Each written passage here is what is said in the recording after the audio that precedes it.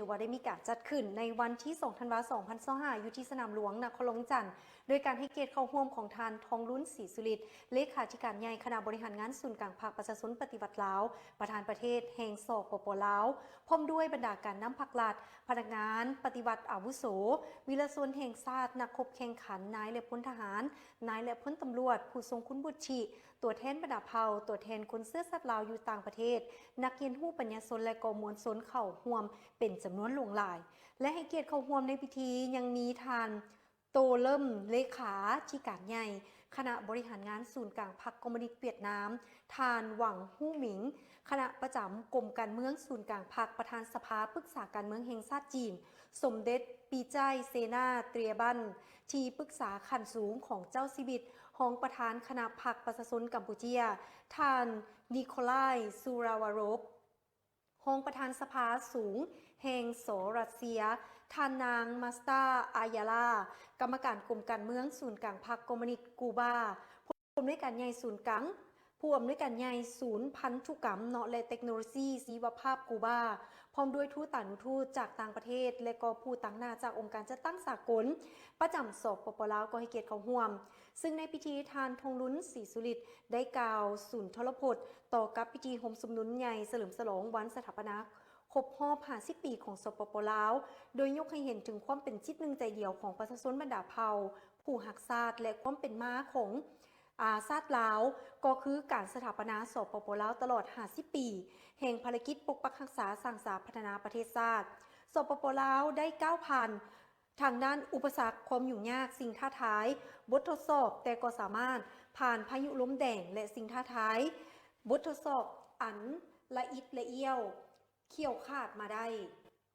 และทานยังได้ยกให้เห็นว่า50 ปีผ่านมาแม้น50 ปีแห่งการสร้างตั้งบูรณะและพัฒนาสปป.ลาวอย่างบ่หยุดยั้งถือเป็นมรรคผลรวมยอดของขบวนวิบัติแห่งการต่อสู้อันดุเดือดเขี่ยวขาดลำบากเนาะยืดเยื้อยาวนานที่เต็มไปด้วยน้ำใจรักชาติอันสูงส่งบ่ยอมจำนนความฟดฟื้นปฏิวัติและก่อการเสียสละของบรรพบุรุษและวีรบุรุษของชาติลาววีรชนก็คือการช่วยเหลืออันล้ำค่าของประเทศเพื่อนมิตรพิเศษแม้นมีความสามัคคีและการร่วมมือเกินว่าสัมพันธ์สู่หบของ3ชาติอินโดจีนลาวเวียดนามกัมพูชีอายน้องจนสามารถยัดได้ไซสนะอันยิ่งใหญ่และสง่างามซึ่งประธานไก่สอนพรหมิหารผู้นำที่แสนเคารพหักลูกหลานผู้ประเสริฐของประชาชนลาวบรรดาเผ่าได้ให้ข้อสรุปว่าต่อสู้ยาวนานมีใสยิ่งใหญ่ท่านเลขาธิการใหญ่ประธานประเทศยังยกให้เห็นตึงว่าตลอดระยะ50 ปีแห่งภารกิจปกปักรักษาและพัฒนาสปป.ลาวพวกเขายังได้ยืนยันอย่างนักแน่นถึงท่าแท้มูลเสื้อเนาะสำหรับมูลเสื้อปฏิวัติที่เป็นบทเรียนให้แก่การสืบต่อนำพาประชาชนก้าวขึ้นซึ่งว่านี่เมนการยึดมั่นอุดมการณ์ทั้งสังคมนิยมเสริมขยายมหาสามัคคีทั่วปวงชนลาวทั้งชาติเพื่อบูรณะระบอบประชาธิปไตยของประชาชนให้เข้มแข็งสร้างรัฐที่มาจากประชาชนโดยประชาชนเพื่อประชาชนอำนาจรัฐทั้งหมดเป็นของทั่วปวงชนลาวอย่างแท้จริงและเฮ็ดทุกสิ่งทุกอย่างเพื่อความสมบูรณ์พูนสุขของประชาชนซึ่งแม่นอุดมการณ์อันเด็ดเดียวเสมอต้นเสมอปลายของพรรคเฮาและเป็นความมุ่งมั่นอันแห่งกล้าของประชาชนบรรดาเผ่าที่พวกเขาและคนหุ้นนุ่มสืบทอดต้องได้สืบต่อยึดมั่นเพื่อนำเอาภารกิจปฏิบัตินำพาประเทศชาติขึ้นสู่สังคมนิยมอย่างหนักแน่น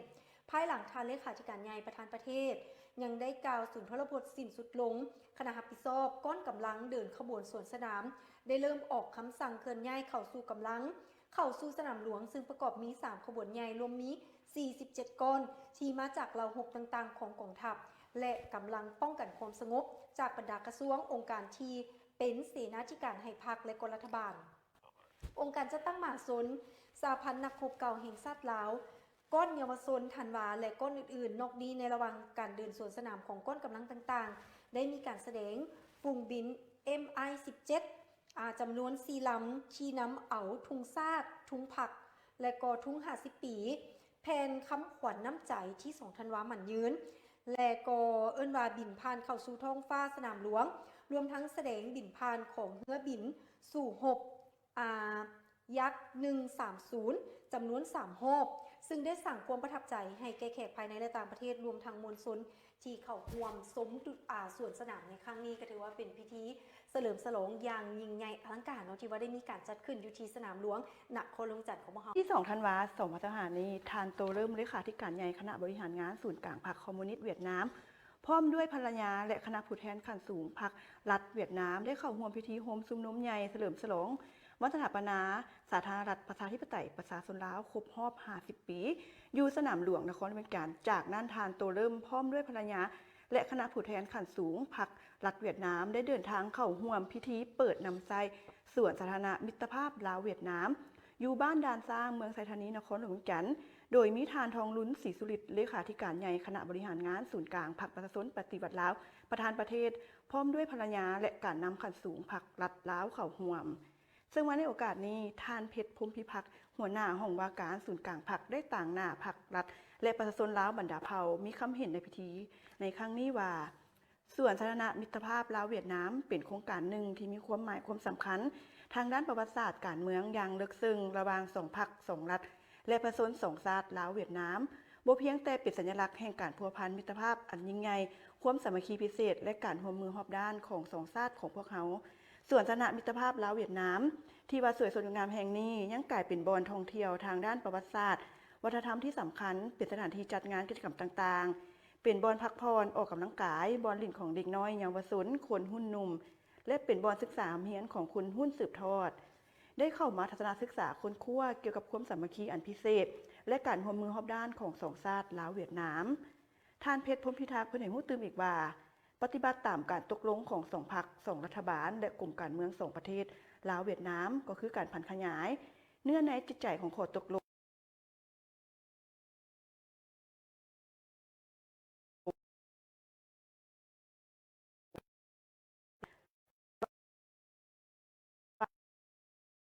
ทางรัฐบาลลาวสร้างโครงการอย่างเป็นทางการในวันที่10 มังกร 2025นี้แล้วคณะคุ้มครองโครงการทั้งสองฝ่ายได้ประสานสมทบกันอย่างแน่นแฟ้งเฮ็ดให้โครงการดังกล่าวได้เซ็นสัญญาริเริ่มในวันที่31 มีนาคม 2025ที่นครหลวงจันทร์ระหว่างห้องว่าการศูนย์กลางพรรคในนามคณะคุ้มครองโครงการฝ่ายลาวและกระทรวงวัฒนธรรมกีฬาและการท่องเที่ยวเวียดนามในนามคณะคุ้มครองโครงการฝ่ายเวียดนามมีมูลค่าทั้งหมดแม่น340ตื้อ471 ล้านดงในนั้นทุนสมทบของรัฐบาลมีจำนวนของรัฐบาลลาวนี่จำนวน9ตื้อกีบทุนช่วยเหลือลาวของรัฐบาลเวียดนาม330ตื้อดงเพราะปัจจุบันนี้โครงการได้ดำเนินไปตามจิตใจชี้นำของกลุ่มการเมืองศูนย์กลางพรรคและคณะชี้นำทั้งสองฝ่ายซึ่งมีผลสำเร็จที่ว่าดีหลายด้านโดยเฉพาะบรรดาหน้าเวียกไม่ได้สำเร็จแล้ว99ส่วนห้อยเพื่อฮัดแน่นสายผูกพันมิตรภาพที่ยิ่งใหญ่ความสามัคคีพิเศษและการร่วมมือรอบด้านที่มีมาตรฐานระหว่างลาวเวียดนามลาวให้นับมือนับแตกดอกออกผลและนับมือลงสู่ลวงลึกเนาะอันนี้ก็ถือว่าขอบใจข้อมูลข่าวสารจากเดชอรุณเนาะเกี่ยวกับการเปิดนำไส้สวนธนะและมิตรภาพลาวเวียดนามขึ้นเจ้าสวัสดีตอนนี้ใจประสมมาติดตามสำหรับการสำเร็จกิจกรรมนอทำบุญใส่บาตรมหาสามัคคีอยู่บ้านใหญ่ตัวเมืองน้อยในชนบทวังเวิร์นนั่นเองซึ่งวันนี้ในรายละเอียดมาติดตามพร้อมๆกันเมื่อวันที่ผ่านมานี้องค์การพุทธศาสนาสัมพันธ์ลาวเมืองสนาสมบูรณ์ร่วมกับองค์การแนวเล้าสั่งชาติเมืองได้สมทบกับองค์การปกครองบ้านใหญ่ตัวเมืองน้อยในชนบทวังเวิร์นชีขึ้นกับกลุ่มหนึ่งวังเวิร์นเมืองสนาสมบูรณ์แขวงจับปะซักได้จัดกิจกรรมทำบุญใส่บาตรมหาสามัคคีขึ้นโดยการนำพาของพระอาจารย์คำผักพรหมไสกรรมการองค์การพุทธศาสนาสัมพันธ์ลาวแขวงจับปะซักประธานองค์การพุทธศาสนาสัมพันธ์ลาวเมืองสนาสมบูรณ์มีพระอาจารย์พุทธดีจันทไพวงศ์คณะประจำองค์การพุทธศาสนาสัมพันธ์ลาวเมืองหัวหน้ากรรมการเผยแพร่ศิลธรรมเมืองทานเดือนพรศรีบุญเฮืองคงประธานแนวเราสั่งชาติเมืองทานสมพรแก้วบัวพาเลขาคณะพรรคหักฐานซีนำกลุ่มหนึ่งวังเวิร์นพร้อมด้วยพระสงฆ์สมณีองค์การปกครองบ้านพ่อแม่ประชาชนผู้มีจิตใจศรัทธานำพุทธศาสนาภายในบ้านใหญ่วังเวิร์นและบ้านใกล้เคียงจากเมืองอ้อมข้างเขาห่วมยางลงลายภายในก็ได้มีพิธีทำบุญใส่บาตรให้แก่พระสงฆ์สมณีกว่า70องค์โดยเริ่มแต่จุด3แยกตลาดเส้นทางใจกลางของบ้านเข้าหาวัดสีโพไซรารามบ้านวังเวิร์นใหญ่ระยะยาวกว่า1 กิโลเมตร และก็พิธีกรรมทางศาสนาอื่นๆอีกสำหรับการเคลื่อนไหวสร้างกิจกรรมในครั้งนี้เป็นเพื่อลงเผยแผ่ศีลธรรมนำเอาลักศีลธรรมคำสอนขององค์เนาะสมเด็จพระสัมมาสัมพุทธเจ้าได้ไปผันขยายให้พ่อแม่ประชาชนชาวบ้านใหญ่ตัวเมืองน้อยในชนบทวังเวิร์นและก็อีก8บ้านที่ขึ้นกับกลุ่มหนึ่งวังเวิร์นและเมืองอ้อมข้างได้รับรู้เข้าใจอย่างลึกซึ้งพร้อมทั้งการจัดตั้งปฏิบัติให้ถูกต้องสอดคล้องกับรัฐธรรมนูญปกครองสงฆ์ลาวและก็ฝ่ายบ้านเมืองโดยติดพันกับการปกปักรักษาฮิตของประเพณีอันดีงามของคนลาวชาวพุทธให้ยืนยงนอกนั้นก็ยังเป็นการสมทบทุนเข้าในการสุขยิ้วส่งเสริมเวียกงานศึกษาของโรงเรียนมัธยมตอนต้นส่งเมืองสนาสมบูรณ์อีกด้วยต้องขอบใจข่าวและภาพจากสื่อมวลชนเมืองสนาสมบูรณ์ได้ติดตามกันสำหรับอวตารนวัตกรรมใหม่รถขับเคลื่อนด้วยพลังงานไฟฟ้าที่ทันสมัยที่สุดมาพร้อมกับออปชั่นพิเศษห้องหับชุกการเดินทางสำหรับในวันที่29 พฤศจิกายนที่ผ่านมาอยู่ที่ศูนย์การค้าพักสั้นบริษัทลาวธานีได้จัดพิธีเปิดโตรถอวตาร11 และ 12 โดยมีสโลแกน New Era New Luxury ความหรูหราเหนือระดับที่ทานสัมผัสได้ซึ่งได้เปิดตัวมาเป็นการเปิดตัวแทนจำหน่ายอย่างเป็นทางการโดยมีทานรัศศรีพลพิมพ์ผจันหัวหน้าฝ่ายบริหารบริษัทลาวธานีทานนิโกรกลัวนานผู้อำนวยการฝ่ายต่างประเทศของอวตารทานจางฟานผู้จัดการผลิตภัณฑ์ของชางอ้านประจำอาซีตะวันออกเฉียงใต้มีคะแนนการที่เกี่ยวข้องลูกค้าและสื่อมวลชนก็ได้เป็นเกียรติเข้าร่วมซึ่งในพิธีดังกล่าวทานรัศศรีพลพิมพ์ผจันได้กล่าวว่าในการเปิดตัวในครั้งนี้กลุ่มบริษัทลาวธานีได้ประกาศวิสัยทัศน์ยกระดับการขับขี่สู่อนาคตภายหลังที่ว่าได้รับใช้สังคมมาหลายกว่า40 ปีด้วยมาตรฐานบริการระดับสากลและก็มีความมุ่งมั่นเพื่อที่จะมอบคุณภาพชีวิตที่ดีให้กับลูกค้าซึ่งเป็นการเปิดตัวอวตารในครั้งนี้จะนำทุกทานเข้าสู่ยุคสมัยของรถไฟฟ้าซึ่งอวตารบ่เพียงแต่เป็นรถระดับพรีเมียมเท่านั้นแต่ยังมีความล้ำสมัยทางด้านเทคโนโลยีขั้นสูงอีกด้วยพร้อมทั้งเป็นสัญลักษณ์ของอนาคตที่ยืนยงที่ผสมผสานระหว่างความหรูหรา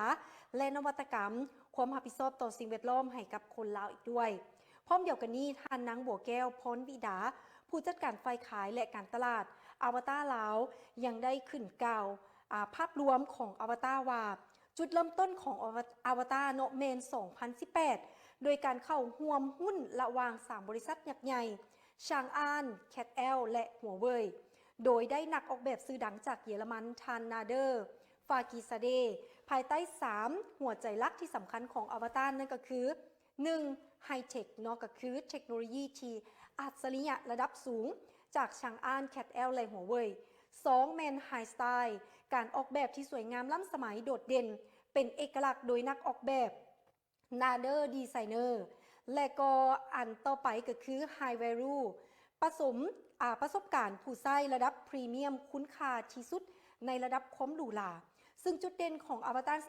11 SUV 5 บนนั่งขนาดใหญ่จะเป็น Global Version หัวซาก CCS 2 และก็จะเป็นเมนูภาษาไทยมีทั้ง Apple CarPlay และก็ Android Auto ซึ่งว่าท่านไหนที่ว่านำไส้แบบเป็นระบบ Android หรือว่าจะเป็นApple ก็สามารถใส่ได้เสื่อมต่อได้ส่วงล่างสปริงแบบนุ่มออกแบบพิเศษความหรูหราที่ว่ามีความทันสมัยแล่นได้ไกลถึง680 กิโลเมตรความแรงของรถเมนยูที578 แรงม้าเป็นรถไฟฟ้าคันทบิดในโลกเลยที่สามารถขึ้นภูเอเวอเรสต์ฐานแคมป์ได้ซึ่งว่าประตูเปิดว่าเปิดปิดแบบอัตโนมัติมีความสง่างามหลังคาแก้วกันห้อน UV 99.99% เบาะหนังแท้และก็ที่สำคัญเป็นคุณภาพเบาะโน้นเอ็นZero Gravity ลำโพงไฮเอ็นเมริเดียน25 หน่วยในรอบคันระบบจอดอัตโนมัติความสะดวกสบายเบาะหน้าปรับได้14 ทิศทางกันเลยและนอกจากนี้ยังบ่เบิด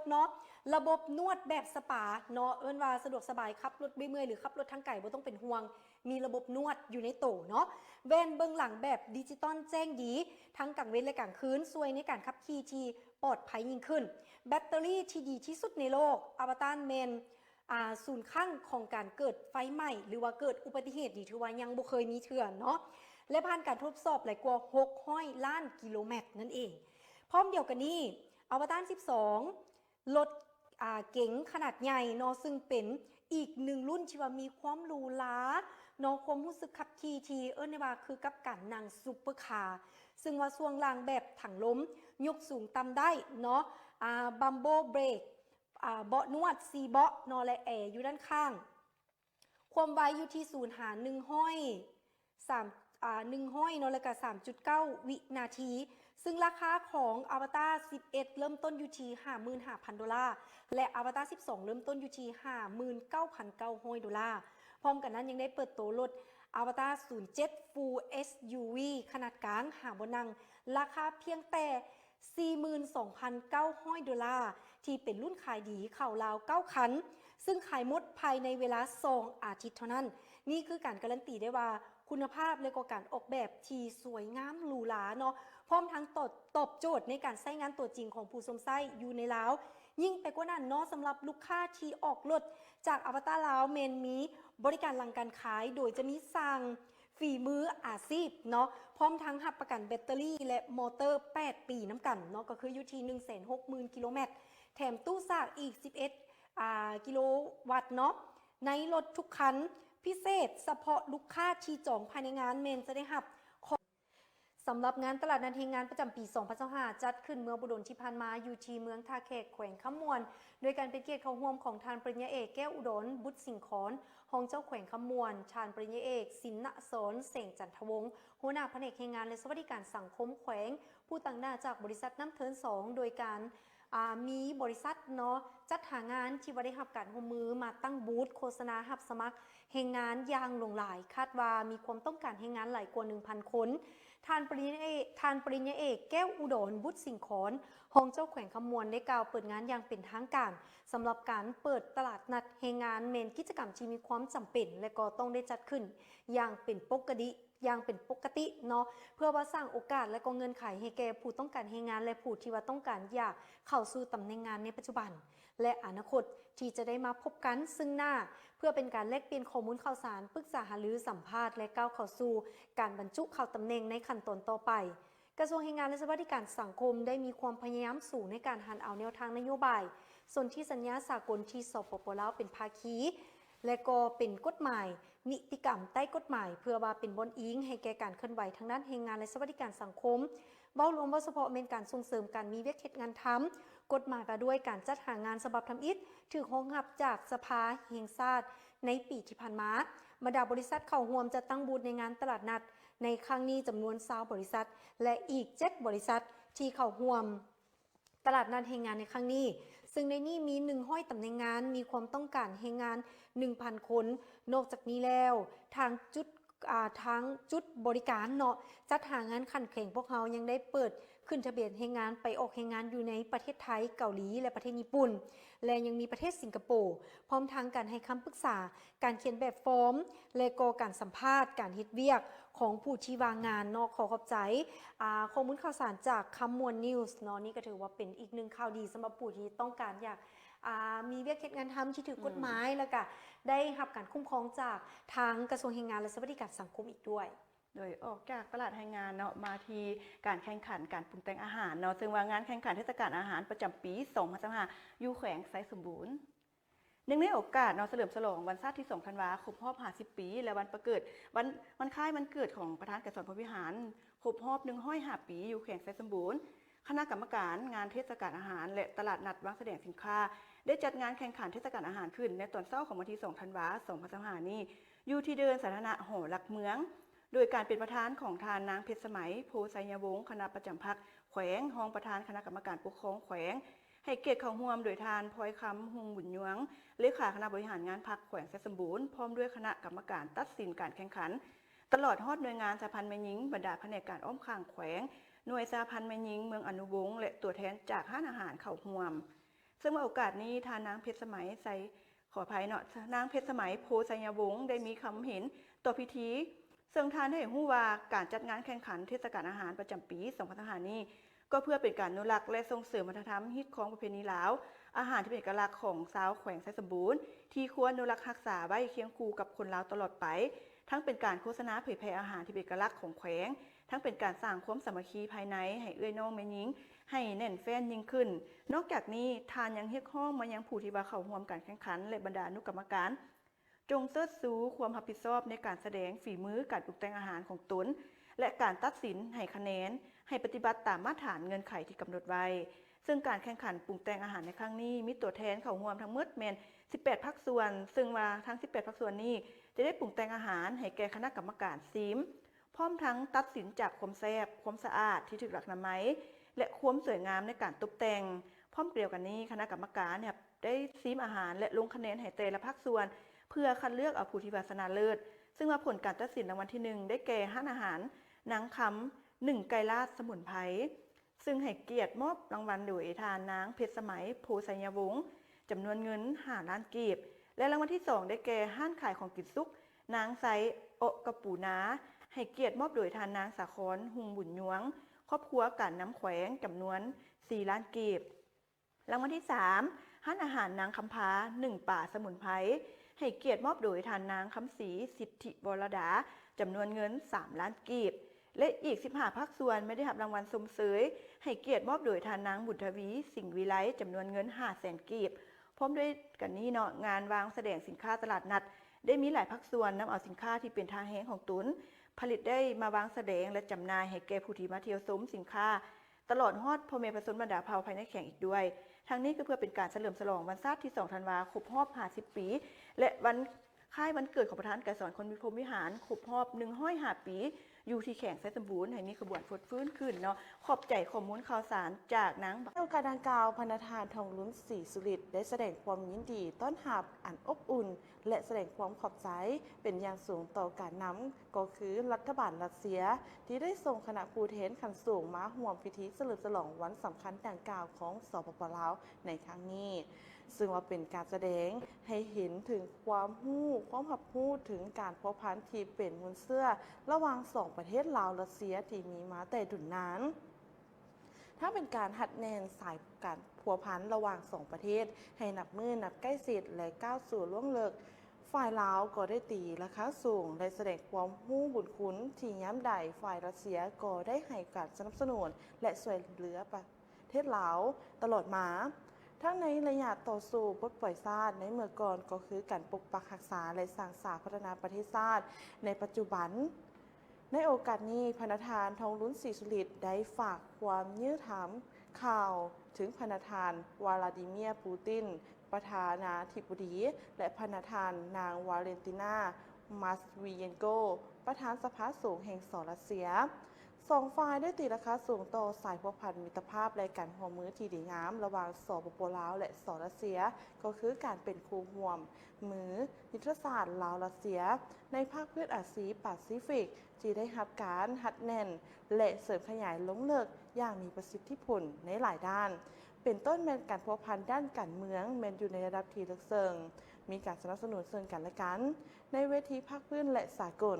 มีการแลกเปลี่ยนคณะผู้แทนนำกันในหลายระดับมีการพบปะปรึกษาหารือแบบเชิงหน้าและแบบทางไกลเพื่อแลกเปลี่ยนทัศนะต่อปัญหาการพัวพันสองฝ่ายปัญหาภาคพื้นและสากลรวมทั้งปัญหาที่สองฝ่ายได้ให้ความสนใจด้านเรื่องงานป้องกันชาติป้องกันความสงบสืบต่อเสริมขยายเป็นก้าวการร่วมมือทางด้านรัฐสภาก็ได้รับการเสริมขยายอย่างมีมากผลมีการเข้าร่วมกิจกรรมของกันและกันอย่างตั้งหน้าและสนับสนุนซึ่งกันและกันในเวทีสากลการพัวพันร่วมมือด้านการศึกษาสาธารณสุขธนาคารโทรคมนาคมขนส่งพลังงานบ่อแห่และด้านอื่นๆมันมีความคืบหน้าและได้รับผลดีพร้อมเดียวกันนี้สองฝ่ายเห็นดีสืบต่อสุขนิ้วและเพิ่มทวีการร่วมมือในของเขตเศรษฐกิจการค้าและการลงทุนน้ำกันในต่อหน้าโดยการนำไส้ถ่าแห้งบุ่มซ่อนที่มีอยู่แล้วของสองประเทศให้เกิดดอกออกผลยิ่งขึ้นพิเศษปีนี้ก็เป็นปีที่มีความหมายความสำคัญของทางด้านประวัติศาสตร์ของการพัวพันสองฝ่ายก็คือครบรอบ65 ปี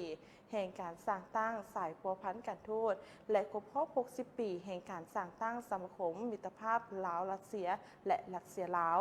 ในโอกาสเดียวกันพนทานโกไลสุราวโลฟร รองประธานสภาสูงแห่งสหรัสเซียก็ได้แสดงความขอบใจต่อการต้อนรับอันอบอุ่นและได้ต่างนาให้รัฐบาลสหรัสเซียแสดงความสมเสยอย่างสุดใจเนื่องในโอกาสวันสถาปนาสปป.ลาวครบรอบ 50 ปี พร้อมทั้งได้ยืนยันว่าจะสืบต่อเหตุเวียกร่วมกับฝ่ายลาวอย่างใกล้ชิดเพื่อสุดโยกการจัดตั้งพันธขยายผลการพบปะทางการของ วันที่4 ธันวาคม 2025 นี้ที่เมืองสำเหนือแขวงหัวพันได้มีพิธีมอบหับและเปิดน้ำไส้โครงการห้องหมอมิตรภาพลาวเวียดนามแขวงหัวพันโดยการให้เกียรติเข้าร่วมของฐานกี่แก้วไขคำพิทูลรองนายกรัฐมนตรีและแห่งสปป.ลาวผู้ชี้นำเวียกงานโครงเขตวัฒนธรรมสังคมและทานเวียนจี้ยุ่งรองนายกรัฐมนตรีแห่งสสเวียดนาม มีประธานคณะกรรมการปกครองแขวงประธานคณะกรรมการปกครองแขวงแทงหัวสสเวียดนามรองรัฐมนตรีกระทรวงสาธารณสุขรองรัฐมนตรีกระทรวงการเงินแห่งสปป.ลาวและสสเวียดนามพร้อมด้วยการนำแขวงหัวพันแขวงแทงหัวและผู้ต่างหน้าภาคส่วนเกี่ยวข้องก็ได้เข้าร่วมด้วยกันโครงการก่อสร้างโฮงหมอมิตรภาพลาวเวียดนามแขวงหัวพันได้เริ่มก่อสร้างในเดือนมิถุนายนปี 2017 และได้สำเร็จในเดือนตุลาปี 2025 นี้มีมูลค่าก่อสร้างทั้งหมดจำนวน 518.5 ตื้อดงสกุลเงินเวียดนามในนั้นเป็นทุนช่วยเหลือล่าของรัฐบาลสสเวียดนามจำนวน515ตื้อดงและทุนสมทบของรัฐบาลลาว 3.5 ตื้อดงซึ่งมีการลงทุนใน 3 ด้านก็คือด้านโครงสร้างเป็นอาคาร9ชั้นมีทั้งหมดจำนวน200เตียง2ด้านอุปกรณ์เฮ็ดเวียกและอุปกรณ์การแพทย์และด้านยกระดับความรู้ความสามารถและถ่ายทอดเทคโนโลยีในพิธีมีความหมายความสำคัญนี้ท่านรองนายกรัฐมนตรีแห่งสปป.ลาวก็ได้มีคำเห็นบางตอนว่าโครงการนี้มีความหมายความสำคัญหลายเป็นสัญลักษณ์อันหนึ่งของสายพัวพันมิตรภาพลาวเวียดนามลาวเป็นห้องหมอที่มีความสวยงามและทันสมัยโดยนำไส้ทุนช่วยเหลือล่าจากรัฐบาลแห่งสสเวียดนามท่านได้แสดงความสมเสยบรรดากระทรวงแขนงการที่เกี่ยวข้องของ2ประเทศโดยเฉพาะองค์การปกครองแขวงหัวพันแขวงแทงหัวและบริษัทที่รับผิดชอบการก่อสร้างที่ได้ร่วมแรงร่วมใจกันเฮ็ดให้โครงการได้รับการจัดตั้งปฏิบัติสำเร็จตามระดับคาดหมายที่ได้กำหนดไว้พร้อมทั้งแสดงความขอบใจอย่างจริงใจมายังภาครัฐและประชาชนเวียดนามไอ้น้องที่ได้ให้การร่วมมือช่วยเหลือแก่สปป.ลาวตลอดมาเว้ารวมว่าสปป.ก็คือแม้นได้ให้การช่วยเหลือสร้างพื้นฐานโครงรางรับใช้เวียกงานสาธารณสุขในครั้งนี้เป็นการช่วยเหลือที่ล้ำค่าบนจิตใจสหายไอ้น้องดังคำที่ว่าเข้าเม็ดหักพักเส้นเดียวก็แบ่งกันหลังจากนั้นก็ได้กล่าวหับและตัดแถบผ้าเพื่อเปิดน้ำไส้โครงการก่อสร้างโฮงหมอมิตรภาพลาวเวียดนามแขวงหัวพันอย่างเป็นทางการพร้อมทางมอบโตให้แก่องค์การปกครองแขวงหัวพันเป็นผู้คุ้มครองปกปักรักษาบูรณะและบริการรับใช้ประชาชนบรรดาเผ่าให้เกิดผลประโยชน์สูงสุดและก่อยาวนานเนาะที่ว่านี้รองนายกรัฐมนตรีแห่งสสเวียดนามในวันที่ 3 ธันวาคม 2025 อยู่สนามบินหนองข้างคณะผู้แทนคันสูงแขวงหัวพันนำโดยทานคำแพงไซสมแพงกรรมการศูนย์กลางผักเจ้าแขวงหัวพันได้รับเกียรติต้อนรับทันเหวียนจียุ่งรองนายกรัฐมนตรีแห่งสสเวียดนามพร้อมด้วยคณะเนื่องในโอกาสที่ทานเดินทางมาเยี่ยมยามและเฮ็ดเวียกอยู่ที่แขวงหัวพัน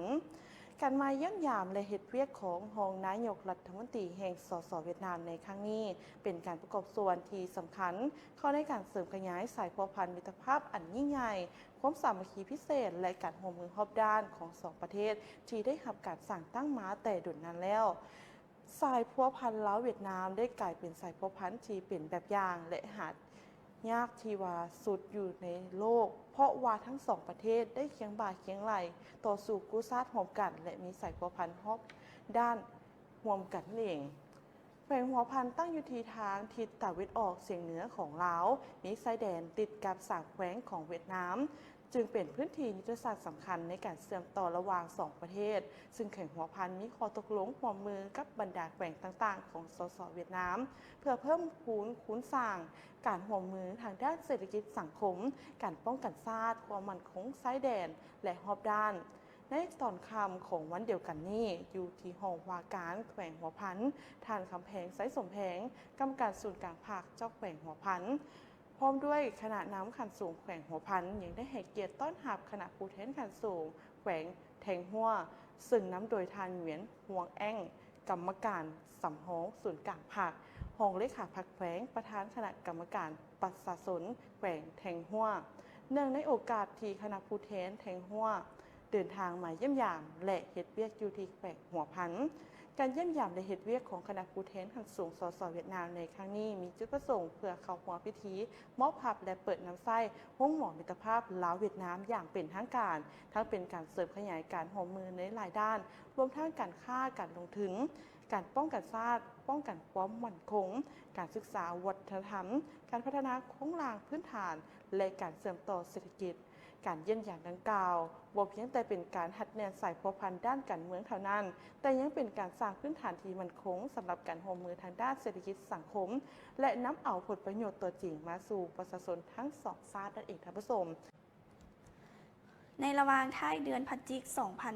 2025นี้คณะผู้แทนขันสูงแขวงหลวงน้ำท้านำโดยทานพูนแก้วเหล่าอินรองประธานคณะกรรมการปกครองแขวงผู้ชี้นำเวียกงานโครงเขตเศรษฐกิจได้นำพาคณะผู้แทนแขวงหลวงน้ำท้า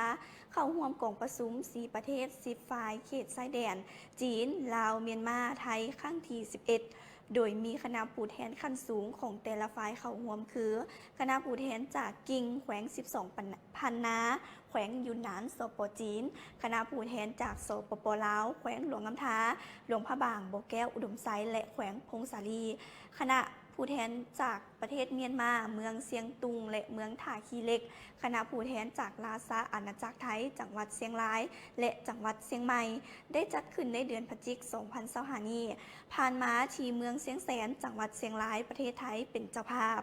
เพื่อเป็นการสืบต่อผันขยายการร่วมมือด้านการพัฒนาด้านต่างๆเป็นต้นแมนทางด้านเศรษฐกิจการค้าการลงทุนการศึกษาวัฒนธรรมและสิ่งแวดล้อมโดยหัวหน้าคณะผู้แทนจาก4ประเทศได้มีคำเห็นเพื่อแสดงวิสัยทัศน์และนโยบายด้านการพัฒนาเขตชายแดนร่วมกันความสำคัญของการสร้างความมั่นคง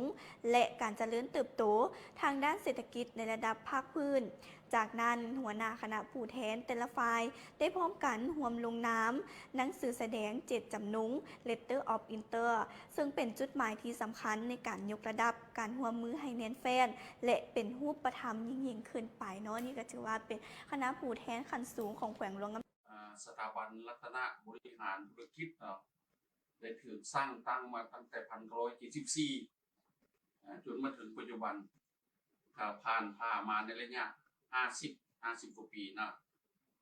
ในการสร้างตั้งของสถาบันรัตนบริหารธุรกิจนี้ตั้งแต่เริ่มต้นก็เป็นวงเวียนรัตนการค้าซึ่งมีพระบทบาทในการสอนทางด้านวิชาชีพให้แก่สังคมโดยเฉพาะเกี่ยวกับกรุงเทพพิมพ์ดีดบ่เลขานุการบ่หรือภาษาต่างประเทศเพราะว่าในเมื่อก่อนนั้นระบบคอมพิวเตอร์ก็ยังบ่ทันได้มีเนาะอยู่ในสปปลาวยังบ่ได้กว้างขวางฉะนั้นก็เลยได้ใช้พิมพ์ดีดเป็นต้นต่อแล้วก็ผ่านมาก็ได้มีการพัฒนาอย่างต่อเนื่องจนมาถึง1994จะเปลี่ยนจากโรงเรียนรัตนการค้ามาเป็นวิทยาลัยรัตนการค้านะแล้วก็หลังจากนั้นมาก็ได้มีการปรับปรุงเปลี่ยนมาเป็นวิทยาลัยรัตนบริหารธุรกิจและทำหน้าที่การศึกษาทางด้านวิชาเฉพาะทางด้านวิชาชีพโดยเฉพาะกลุ่มกิจการบริหารเนาะได้รับอนุมัติสร้างตั้งจากกระทรวงศึกษาธิการและกีฬา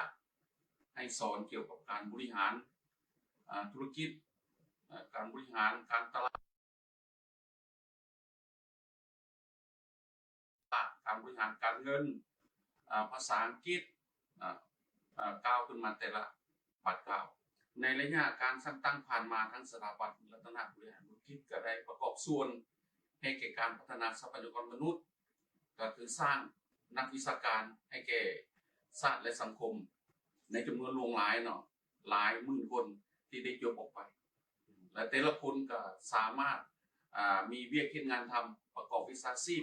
อยู่ในของเขตธุรกิจต่างๆหรือธุรกิจส่วนตัวหรือประกอบส่วนนำภาครัฐในองค์การจัดตั้งต่างๆ ขบวนการย่างออกกำลังกายเพื่อสุขภาพเฉลิมฉลอง วันสถาปนาสาธารณรัฐประชาธิปไตยประชาชนลาวครบรอบ50 ปี วันคล้ายวันเกิดของประธานไกรสอนพรหมวิหารครบรอบ105 ปี ได้จัดขึ้นในวันที่ 3 ธันวาคมที่ผ่านมาอยู่ที่เส้นทางเทศบาลเมือง โดยเป็นเกียรติเข้าร่วมกล่าวเปิดพิธีของทานไก่สอนจันทร์ศรีนา กรรมการพรรคแขวงเลขาคณะบริหารงานพรรคเมืองไซจำพร มีบรรดาทานคณะประจำพรรคเมือง กรรมการพรรคเมือง หัวหน้าโครงการส่งกำลัง ปกส ปกส พนักงานรัฐกร น้องน้อยนักเรียน และมวลชนเข้าร่วมอย่างเป็นขบวนการฟุดฟื้นด้วยกัน การย่างออกกำลังกายเพื่อสุขภาพในครั้งนี้แมนได้เริ่มแต่จุดเสื่อมต่อสายแดนระหว่างบ้านวังบานและบ้านน้ำอ้อนไปหาจุด3 แยก ทางลงไปหาโฮงหมอเมือง มีระยะเส้นทาง1 กว่ากิโลเมตร จุดประสงค์ก็เพื่อเป็นการส่งเสริมการออกกำลังกายเพื่อสุขภาพ ทั้งเป็นการสร้างขบวนการเฉลิมฉลองวันประวัติศาสตร์ลาวให้มีบรรยากาศคึกคืนเบิกบานมวลซืน มีเนื้อในความหมายอย่างลึกซึ้งเป็นการยั่งยืนผลงาน และชัยชนะในการนำพาซี่นำของพรรคประชาชนปฏิวัติลาวอันสลาดสงสัยในระยะ50 ปีที่ผ่านมา ภายหลังปลดปล่อยประเทศชาติและได้ปฏิบัติ2 นาทียุทธศาสตร์ก็คือ ปกปักรักษาและสร้างสาพัฒนาประเทศชาติบ้านเมืองเว้ารวมเว้าเฉพาะเมืองไซจำพรให้มีความเจริญหุ่งเฮืองเติบใหญ่เข้มแข็งขึ้นไปเรื่อยๆ